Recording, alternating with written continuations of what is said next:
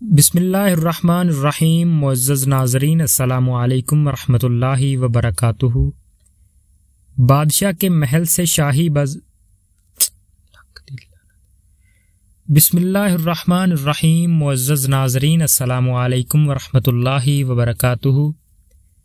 بادشاہ کے محل سے شاہی باز اڑ کر کہیں چلا گیا۔ بادشاہ سلامت کو باز سے بڑی محبت تھی، اس لیے بادشاہ خود اسے تلاش کرنے کے لیے محل سے نکلا۔ باز اڑ کر ایک بڑھیا کے گھر جا بیٹھا۔ بڑھیا اس خوبصورت پرندے کو دیکھ کر بہت خوش ہوئی۔ اس کو پکڑ کر کہنے لگی، تو کس ناہل کے ہتھے چڑھا ہوا تھا؟ ہائے ظالم نے تیرے قدر نہ جانی، تیرے ناخن اور پر کس قدر لمبے ہو گئے ہیں۔ یہ کہہ کر اس نے باز کے پاؤں باندھے اور اس کے پر اور ناخن کاٹ ڈالے۔ جاہل اگرچہ تجھ سے ہمدردی ظاہر کرے، لیکن اپنی جہالت کی وجہ سے بالآخر تجھے تکلیف ہی دے گا۔ بادشاہ سارا دن باز کو تلاش کرتے کرتے آخرکار اس بڑھیا کے گھر پہنچا۔ باز کو اس حال میں دیکھ کر بادشاہ رو پڑا اور توجہ کرنے لگا۔ مصنف لکھتا ہے، بادشاہ کہنے لگا، حقیقت میں تیری اس بے وفائی کی یہی سزا ہے، کیونکہ تو ہماری وفاداری پر قائم نہ رہا۔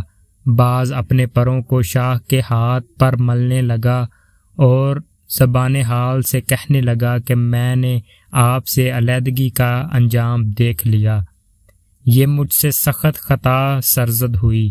اے بادشاہ، میں شرمندہ ہوں، توبہ کرتا ہوں اور تجھ سے نیا عہد و پیمان کرتا ہوں۔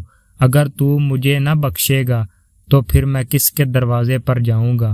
اگر تیرا لطف و کرم میرے شامل حال ہو جائے تو اس ناخنوں اور پروں کے بغیر بھی میں شہباز ہوں۔ باز کی پیشمانی اور گریہ ازاری کو دیکھ کر بادشاہ کے دل میں رحم آ گیا۔